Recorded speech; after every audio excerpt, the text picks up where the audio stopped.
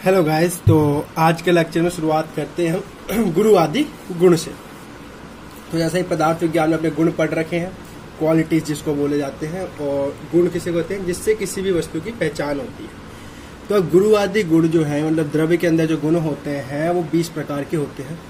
वो कौन कौन से हैं? तो गुरु, मंद, हिम, स्निग्ध, श्लक्ष्ण, सांद्र, मृदु, स्थिराः, गुणा सूक्ष्म विशदाः, विंशति सविपर्ययाः। तो अष्टांग हृदय में क्या बता रखा है कि गुरु, मंद, हिम, स्निग्ध, श्लक्ष्ण, सांद्र, मृदु, स्थिराः, गुणः सूक्ष्म विशदा, विंशति सविपर्ययाः। तो जैसा कह रखा है 20 यानी 20 होते हैं, सविपर्यया यानी जितने इन्होंने दे रखे, इन्होंने 10 दे रखे हैं, बाकी 10 जो है इसके विपरीत है। तो इन्होंने जैसे गुरु मतलब हैवी, जिसका अपोजिट क्या होगा? लघु। तो दो गुण तो ये हो गए, गुरु लघु। मंद तीक्ष्ण, मंद का मतलब डलनेस, तीक्ष्ण का मतलब शार्प। हिम उष्ण, हिम का मतलब कोल्ड, उष्ण का मतलब हॉट। स्निग्ध यानी ऑयलीनेस, रुक्ष मतलब ड्राई। श्लक्ष्ण खर, श्लक्ष्ण का मतलब स्मूथ, खर का मतलब रफ। सांद्र द्रव, सांद्र मतलब सॉलिड, द्रव मतलब लिक्विड। मृदु कठिन, मृदु मतलब सॉफ्ट, कठिन मतलब हार्ड। स्थिर सर, स्थिर मतलब स्टेबल, सर मतलब मूवेबल, ठीक है, जिसमें गति हो। सूक्ष्म स्थूल, सूक्ष्म का मतलब माइन्यूट पार्टिकल, स्थूल का मतलब लार्ज पार्टिकल, हैवी पार्टिकल। विशद मतलब क्लियर, एंड पिछल मतलब स्टिकीनेस। मतलब इन दोनों में क्या है? विशद क्लियरनेस मतलब विशद गुण यानी बिल्कुल क्लियर व्यू, सबसे अलग सेपरेट, और पिछल मतलब स्टिकीनेस मतलब चिपका वाला गुण। तो जैसे इसमें जो पिछल वाला व्यक्ति होता है उसमें स्नेह वगैरह मात्रा ज्यादा होती है, स्नेह प्रॉपर्टी ज्यादा होती है, वो किसी भी व्यक्ति से आसानी से चिपक जाता है, मुंह हो जाता है। लेकिन विषय जो होता है क्लियर होता है, अपने इंटेंशन वो हमेशा क्लियर करके चलता है। तो ये थे हमारे गुरु आदि गुण। अब पूरा लेक्चर जो होगा हमारा रोग पे डिपेंड होगा। अष्टांग हृदय में जितनी भी बातें सूत्र स्थान में रोग के बारे में बताई गई हैं वो सब आज कवर करेंगे। तो स्टार्ट करते हैं रोग आरोग्य का कारण। तो रोग और आरोग्य का कारण क्या है? तो जैसा कि अष्टांग हृदय सूत्र स्थान पहले अध्याय में बताया गया है कि काल अर्थ कर्मनाम योगो हीन मिथ्याति मात्र कहा संयोगश्च विज्ञेयो रोग आरोग्यक कारणम। काल, अर्थ और कर्म तीन चीजें हैं, इनका हीन योग, मिथ्या योग और अति योग जो है रोग का कारण होता है, जबकि इनका जो समयोग है वो जो है आरोग्य का कारण होता है। अब रोग ये जनरली 3 नंबर का क्वेश्चन है, तो इसको ध्यान से समझना। अब जब आएगा तो पहले श्लोक लिखेंगे, फिर काल, अर्थ, कर्म। अब काल जैसे 3 प्रकार के होते हैं, शीतकाल, ग्रीष्म काल और वर्षा काल। क्लियर? अब मान लो जिस काल का हीन योग क्या हुआ कि किसी भी, जैसे शीतकाल है, उस काल में क्या होना चाहिए? ठंड पड़नी चाहिए, लेकिन कम ठंड पड़ रही है, तो वो उसका हीन योग होता है। अति योग मतलब उस सीजन में ठंड बहुत अधिक पड़ रही है, तो वो उसका अति योग होता है, मतलब उसकी जो प्रॉपर्टीज हैं वो बहुत ज्यादा है। मान लो शीत का मौसम, शीतकाल है और गर्मी पड़ रही है, वर्षा हो रही है, लेकिन ठंड नहीं हो रही, तो वो क्या हो गया? मिथ्या। तो जब ऐसी कंडीशन हो जाती है तो इससे क्या हो जाएगी? दोष जो होंगे हमारे प्रकोपित होंगे और इससे रोग हो जाएगा। तो काल का हीन योग, अति योग और मिथ्या योग क्लियर हुआ। अब बात करते हैं अर्थ का। अर्थ मतलब जो इंद्रियों का अपने अर्थ के साथ संयोग। 5 इंद्रियां हैं और 5 इंद्रियों का अपने अर्थ के साथ संयोग है, ये आपको पता है। क्लियर है? जैसे एग्जाम्पल के तौर पे हम इसमें जनरल एग्जाम्पल समझाएंगे। जैसे हमारे चक्षु इंद्रिय की बात करते हैं, तो चक्षु इंद्रिय में क्या है कि हम कोई भी चीज, हम अपने चक्षु इंद्रिय का कम इस्तेमाल कर रहे हैं तो वो हीन योग होता है। हम लंबे समय तक अपने चक्षुओं से किसी चीज को देख रहे हैं, वो उसका अति योग हो जाता है। मिथ्या योग क्या होता है? जैसे बहुत पास देख, किसी चीज को अपने आंखों से, नेत्र के बहुत पास लाके देखना, किसी वस्तु को बहुत दूर से देखना। क्लियर? बहुत छोटी चीजों को देखना, बहुत बारीक चीजों को देखना, जिससे हमारे आंखों में दर्द होना स्टार्ट हो जाता है, तो क्या होता है? उसका मिथ्या योग होता है। ऐसी हमारी और भी हमारी वाक इंद्रिया है, ठीक है, स्रोतो इंद्रिया है। स्रोत इंद्रिया मतलब कम सुनना, ज्यादा सुनना, ठीक है। स्रोत मिथ्या योग होता है अधिक आवाज में सुनना या बहुत कम आवाज को ध्यान से सुनना। क्लियर? तो ये सब उसके मिथ्या योग होते हैं। तो इंद्रियों का अपने अर्थ के साथ कम योग जो होता है हीन योग होता है, योग होता है। ज्यादा संयोग उसका अति योग होता है। उसका गलत तरीके से योग करेंगे यानी उसका इस्तेमाल करेंगे तो वो मिथ्या योग है। वैसे कर्म की बात करेंगे तो कर्म 3 प्रकार के होते हैं, काय कर्म, वाक कर्म और चित्र। काय यानी हमारे शरीर से रिलेटेड कर्म, यानी हम चल कम रहे हैं, हमारे मान लो हैंड की मूवमेंट हम कब कर रहे हैं, क्लियर। तो जब एक्सरसाइज नहीं करेंगे तो हाथों में क्या हो जाएगी, शिथिलता पैदा हो जाएगी। एक्सरसाइज ज्यादा करेंगे तो टूटने के चांसेस हो जाएंगे। मिथ्या योग यानी गलत तरीके से एक्सरसाइज करेंगे, क्लियर है। जितनी एक्सटेंशन है हमारे ज्वाइंट्स की उतनी उससे ज्यादा करेंगे तो क्या हो गया, काय कर्म में उसका हीन, मिथ्या और अति योग हो गया। वाक कर्म जैसे, वाक यानी बोलना, यानी हम कम बोलते हैं तो वो भी हीन योग होगा, उससे भी बीमारी हो सकती है। ज्यादा बोलते हैं, या फिर वाक कर्म में मिथ्या योग क्या होगा कि हम बोल रहे हैं साथ में खाना भी खा रहे हैं, ठीक है, या फिर किसी को गलत वचन बोल रहे हैं, तो ये सब क्या होता है, रोग का कारण होता है। चित्तकर्म, चित्तकर्म जो हमारे माइंड से रिलेटेड होता है, तो दिमाग का कम यूज करना, ज्यादा यूज करना, मतलब ज्यादा किसी बारे में चिंतन करना, तो उसका अति योग हो जाता है। और मिथ्या योग होता है द्वेष रखना, किससे क्रोध करना, किससे घृणा रखना, ये सब क्या होता है, उसके मिथ्या योग होते हैं। तो काल, अर्थ और कर्म, इन तीनों का हीन योग, अति योग और मिथ्या योग जो होता है वो रोग का कारण होता है। लेकिन इनका जब सम्यक योग यानी अच्छे तरीके से इनका इस्तेमाल करेंगे,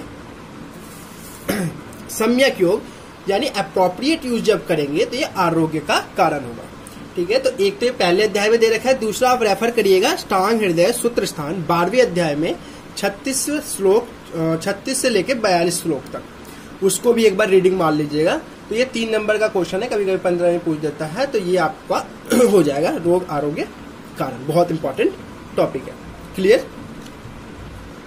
अब बात करते हैं हम रोग और आरोग्य की परिभाषा क्या है, हम रोग किसको बोलेंगे और आरोग्य किसको बोलेंगे। तो जैसे जब काल, अर्थ और कर्म इनका हीन योग, अति योग और मिथ्या योग हो जाता है, तो ये क्या करते हैं, हमारे दोषों को प्रकोपित करते हैं। 3 दोष होते हैं, तीनों दोषों को प्रकोपित करते हैं, जिससे बीमारियां होती हैं। तो रोग कब कहेंगे, रोगस्तु दोष वैषम्यम, जब दोष की विषम अवस्था हो जाएगी, यानी वो अपने स्टेज से बढ़ जाएंगे, अपनी साम्यक अवस्था से हट जाएंगे, तो उसको विषम अवस्था बोलेंगे, तो उसको रोग कहेंगे।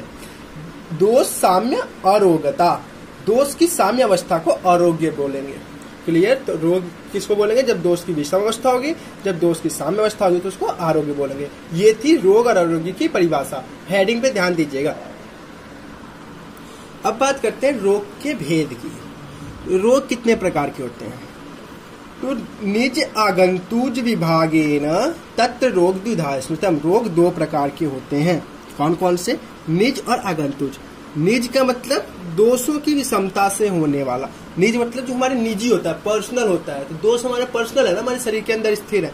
जब वो विषम अवस्था में आ जाएंगे, प्रकोपित हो जाएंगे, तो उनको निज रोग बोला जाता है।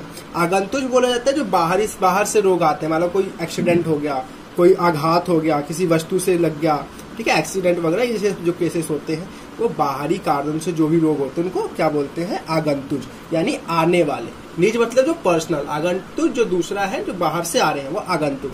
तो 2 प्रकार के रोग हो गए, निज आगंतुज विभागेन तत्र रोग द्विधा स्मृतम। अब हमारे शरीर के अंदर रोगों का अधिष्ठान कहाँ है, अधिष्ठान का मतलब वो स्थित कहाँ पे है, ठीक है, उनकी सिचुएशंस कहाँ होती हैं। तो तेसाम काय मनोभेदा अधिष्ठानम अपि द्विधा, तुम्हारे पूरे बॉडी में 2 जगह है जहाँ रोग का अधिष्ठान है, काय और मन। काय मतलब शरीर, शरीर के अंदर जितनी बीमारियां आपको पता है, अर्श, गुल्म, प्रमेय, श्वास, ये सारे जो है शरीर की बीमारियां हैं। मन की बीमारियां कौन कौन सी हो गई, राग, द्वेष, क्रोध, ठीक है, ईर्ष्या, ये चिंतन, ये सब क्या है, मन की बीमारियां। तो रोगों के 2 स्थान है, काय और मन। अब चिकित्सा के अनुसार रोग के कितने भेद हैं, ये जैसा बता रखा है अष्टांग हृदय सूत्र स्थान पहले अध्याय के 30वें और 30 से लेकर 33 श्लोक तक बताया गया है कि चिकित्सा के अनुसार रोग के कितने भेद हैं। तो 2 प्रकार के रोग के भेद बताए गए हैं। ध्यान रखिएगा, रोग के भेद बहुत तरह के पढ़ेंगे, तो उनको हेडिंग बहुत इंपॉर्टेंट है। तो साध्य और असाध्य। साध्य यानी जो कैन बी क्योर्ड, असाध्य जो क्योर नहीं हो सकते, नॉन ट्रीटेबल, ठीक है। अब साध्य और असाध्य, साध्य के 2 प्रकार, सुख साध्य और कृच्छ साध्य। सुख साध्य यानी जो इजिली क्योर हो जाते हैं, ठीक है, और कृच्छ साध्य यानी कृच्छ का मतलब होता है कष्ट, यानी जो थोड़े डिफिकल्ट टू क्योर तो हो जाएंगे पर थोड़े डिफिकल्ट टू क्योर है, जिसमें थोड़े कष्ट होंगे। असाध्य भी 2 प्रकार के होते हैं, एक याप्य और एक अनुपक्रम। याप्य यानी जिसमें हम लाइफ एक्सटेंड कर सकते हैं, ठीक है। अनुपक्रम में क्या होता है कि उसमें जो ट्रीटमेंट करेंगे भी तो उनके परिवारजनों को हम क्या कह देंगे, जवाब दे देंगे कि हम इनको नहीं बचा सकते, मतलब वो जो बीमारी होती है वो ट्रीटेबल नहीं होती, उनका कोई इलाज नहीं है, उसको अनुपक्रम बोलेंगे, ठीक है। लेकिन अगर उस बीमारी के कारण हम उसको थोड़ा और उसकी लाइफ को एक्सटेंड कर सकते हैं, बीमारी ठीक नहीं होगी बट लाइफ एक्सटेंड कर सकते हैं, तो उसको याप्य बोलेंगे। क्लियर। तो अब इनके लक्षण की बात है, जैसे सुख साध्य के लक्षण क्या है, हम कैसे पता करेंगे कि ये जो बीमारी है ये सुख साध्य है यानी इजी टू क्योर है। तो ये क्या होते हैं, चिकित्सा विधियों को सहन करने में समर्थ। मतलब जो हम भी प्रोसीजर देंगे, जो दवाइयाँ देंगे, औषध देंगे, उनके रिएक्शंस कम होंगे उस व्यक्ति के ऊपर, तो यानी वो सुख साध्य होगा। युवक मतलब वो जो है एडल्ट होना चाहिए, यानी उसमें बल होना चाहिए। वो बाल या फिर वृद्ध जो होते हैं उनमें जो बीमारी होती है वो थोड़ी सुख साध्य कम होती है। जितेंद्रिय होना चाहिए, यानी वो सुविचारों वाला होना चाहिए, सोच लेंगे हाँ, वो मन से भी, एक होता है ना कि मन से लोग ठीक हो जाते हैं, सोचने से ठीक हो जाते हैं, मतलब वो ऐसा व्यक्ति होना चाहिए जो सोच ले हाँ मैं ठीक हो जाऊंगा, तो वो जो बीमारी भी होती है वो आसानी से क्योर हो जाती है। रोग जो है वो मर्म स्थल पे ना हो। सबसे मेन बात, अगर मर्म स्थल पे होता है तो मर्म क्या होता है, जहाँ पे चोट लगते ही, जहाँ आघात होते ही तुरंत मृत्यु हो जाए, कुछ देर बाद मृत्यु हो जाए। तो मर्म स्थानों पे अगर रोग नहीं है तो सुख साध्य होता है। ऐसे रोग जिसके हेतु यानी कारण, पूर्व रूप यानी उसके होने से पहले के लक्षण, रूप यानी हो गए उसके बाद जो लक्षण हो वो सब सामान्य हो। ठीक है, मतलब उसका जो कारण हो वो सब हमें पता हो, जो लक्षण है वो सब इजी हो आसानी से, ताकि हम अपने युक्ति लगा के औषध दे सके। रोग जो है वो नया होना चाहिए, जीर्ण नहीं होना चाहिए। जब नया रोग होता है तो इजी टू क्योर होता है। क्लियर। अब बात करते हैं कृत साध्य के लक्षण होगी। तो कृत साध्य यानी कष्टदायक कौन होगा, तो ऐसे डिजीज, ऐसे रोग जिसमें हमें शस्त्र का उपयोग करना पड़े, यानी ऑपरेशन, सीजर का इस्तेमाल करना पड़े, फायर, अग्निकर्म का इस्तेमाल करना पड़े, कोई विष देना पड़े, सार देना पड़े, जैसे पाइप्स वगैरह में है, ठीक है, और सब ऑपरेशन प्रोसीजर जो भी होते हैं, वो सारी कृच्छ साध्य बीमारियां हैं। इनके लक्षण जो है सुख साध्य के जैसे होते हैं, परंतु पूर्ण रूप से विद्यमान ना हो। इसका मतलब कि पूरे सिमिलर ना हो, थोड़े डिफरेंट हो, तो कृच्छ साध्य होते हैं। अब बात करते हैं याप्य की। याप्य यानी सुख साध्य से इसमें विपरीत लक्षण होंगे। ठीक है, इनमें क्या होता है, आयु शेष रहती है और पथ्य आहार को देने से इनकी आयु को हम बढ़ा सकते हैं। तो ऐसे हमारे जो बीमारी ठीक नहीं कर रहे, केवल हम क्या कर रहे हैं, पथ्य यानी सही आहार विहार का सेवन करा के हम उनकी लाइफ को एक्सटेंड कर रहे हैं, तो वो याप्य में आता है। अनुपक्रम में क्या होता है, नॉन ट्रीटेबल, तो सुख साध्य से अत्यंत विपरीत होंगे। क्लियर। उसके बाद ऐसे व्यक्ति इसमें औत्सुक्य, मोह और अति हो, मतलब वो पीड़ा से है, मान चुका हो, हार मान चुका हो, बीमारी से मैं मरने वाला हूँ, वो अपने जीवन से ज्यादा ही प्रेम करता हो, मोह हो गया हो, और अति, ठीक है, तथा उसके ज्ञान इंद्रियों का नाश हो गया हो, क्या सही है क्या गलत है, किसी का क्या खाना है। अब मान लो आप उस व्यक्ति में ऐसी, अब रोग ठीक हो सकता है लेकिन आप दवा औषध दे रहे हो, औषध नहीं ले रहे, यानी ज्ञान इंद्रियों का उसका नष्ट हो चुका है, वो नहीं लेना चाहता। तो ऐसे लोग जो ऐसी जो रोग है वो अनुपक्रम हो जाते हैं। तो क्लियर। तो चिकित्सा के अनुसार रोग के भेद साध्य और असाध्य। साध्य दो प्रकार के, सुख साध्य, कृत साध्य। असाध्य दो प्रकार के, याप्य और अनुपक्रम। तो ये होते हैं हमारे चिकित्सा के अनुसार रोग के भेद।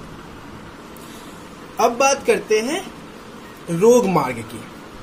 रोग मार्ग यानी जो रोग हमारे होते हैं वो कहाँ कहाँ होते हैं। ठीक है, तो ये बता रखा है कहाँ पे, अष्टांग हृदय सूत्र स्थान 12वें अध्याय 43 से लेके 48वां श्लोक। क्लियर।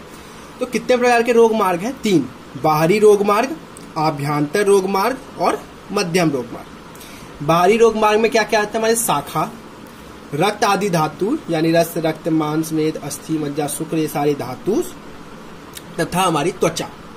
क्लियर। शाखा, रक्त आदि धातु और त्वचा किसमें है, बाहरी रोग मार्ग में। क्लियर। आभ्यंतर रोग मार्ग में क्या है, अंतःकोष्ठ, यानी हमारे जो भी एलिमिनेटरी कनाल्स, रेस्पिरेटरी ट्रैक, ये सब जितने भी कोष्ठ है वो सब आभ्यंतर।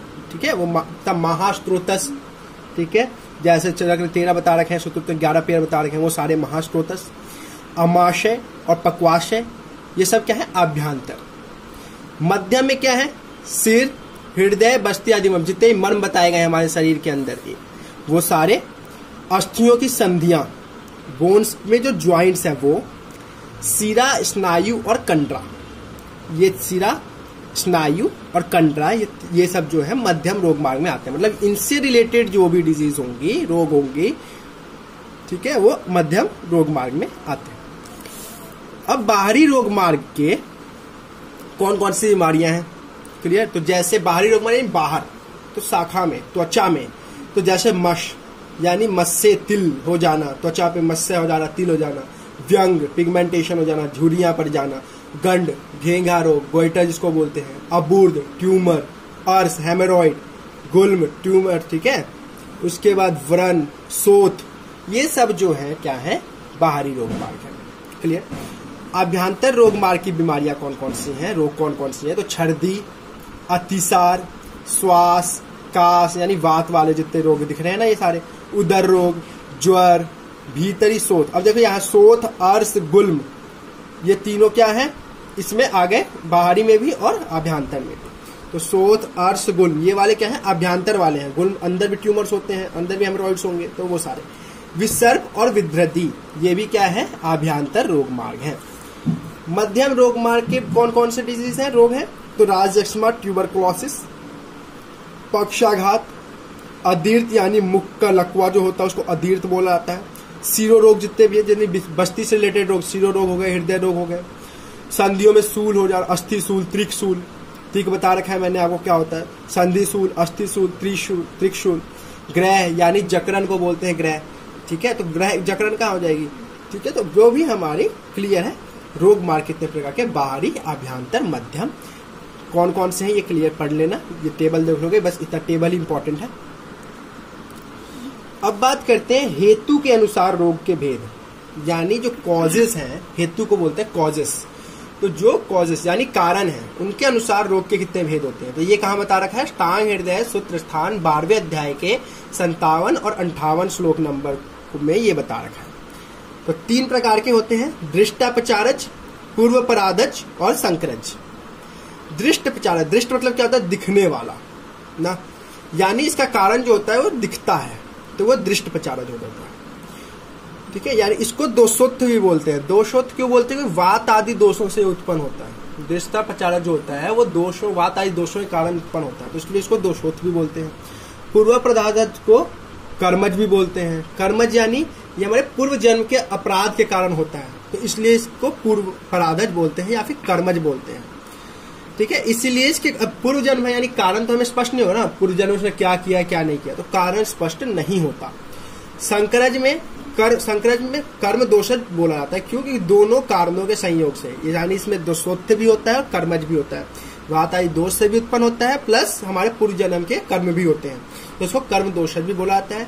और इसमें अन्य कारण जब हो जाता है तो उससे वो बहुत ज्यादा कष्टदायक हो जाता है। एक तो पिछले जन्म के अपने पाप किए हैं और प्लस जो कारण में दिख रहे हैं उससे और ज्यादा वो कष्टदायक हो जाता है। अब दृष्टापचार की चिकित्सा कैसे होगी, अब क्योंकि हमें कारण पता है, वात आदि दोष की उत्क्लिष्टता है, यानी उसके विपरीत गुण वाले द्रव्य का, यानी विपरीत गुण वाले जब औषध का सेवन कराएंगे तो क्या हो जाएगी, बीमारी ठीक हो जाएगी। तो इसमें विपरीत पदार्थों के सेवन से चिकित्सा हो जाती है। पूर्वपराधज, क्योंकि इसका कारण क्या है, जो पिछले जन्म में किए हुए काम है, तो पिछले जन्म जो कर्म है उन वो जब क्षीण हो जाएंगे तो ये बीमारी भी नष्ट हो जाएगी। तो हम क्या करते हैं, पिछले जन्म के कर्मों को क्षीण करते हैं।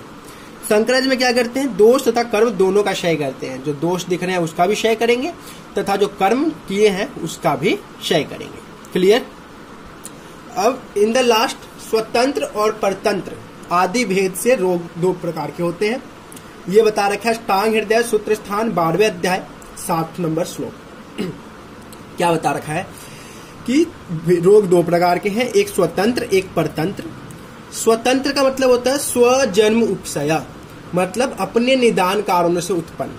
स्वतंत्र का मतलब क्या हुआ कि जो डिजीज है उसके जो कॉजेस हैं वो खुद के हैं। क्लियर।